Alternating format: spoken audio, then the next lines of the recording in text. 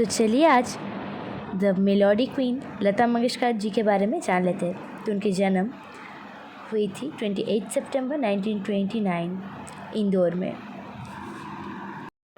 जब वो बॉलीवुड पर आई तो उनके बहुत सारे नाम बने, जैसे queen of melody, voice of the millennium, nightingale of India and Lata दीदी।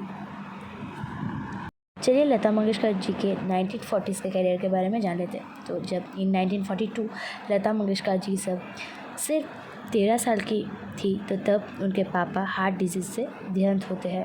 तब उसके पापा का देहांत होता है हार्ट डिजीज़ के लिए। एंड इसके बाद द ओनर ऑफ नवयुग चित्रपट movie company and a close friend of Mangeshkar family उन लोग का देखभाल करता था।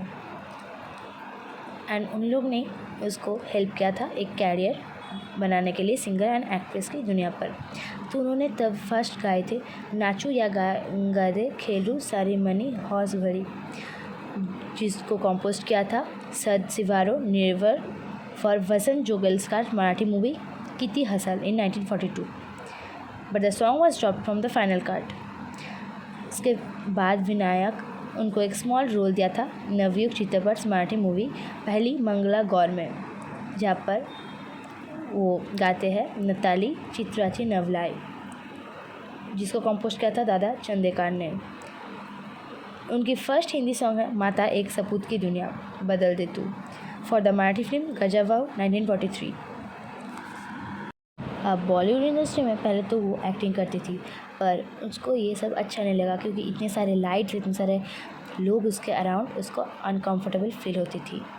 अब इसके बाद 1945 में वो मुंबई चले जाते हैं, जहाँ पर मास्टर विनायक कंपनी में हेडक्वार्टर्स पे वो मूव हो जाता है। एंड उधर ही वो शुरू करते हैं हिंदुस्तानी क्लासिकल म्यूज़िक के लेसन लेना।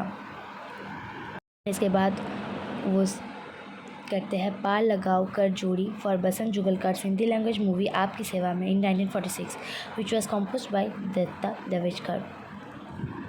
ताजी एंड उनकी बहन आशा भोसले जी बहुत ही माइनर रोल्स प्ले किए थे विनायक्स फर्स्ट हिंदी लैंग्वेज मूवी बड़ी माँ में। And in that movie Lata also sang भजन माता तेरे चरणों में।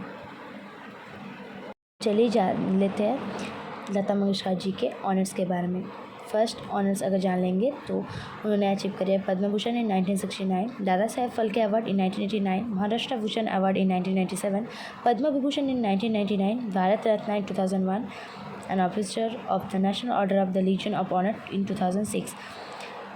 अब लता मंगेशकर जी हम लोग सबको छोड़कर चली गई थी 6 फरवरी 2022 में, जब उसके उम्र थे 92। एंड ये हुआ था मुंबई महाराष्ट्र में। उनकी रेस्टिंग प्लेस है Godavari river at Ramkund Nashik Maharashtra India में। उसके एशेस को स्कैटर्ड किया गया हुआ है।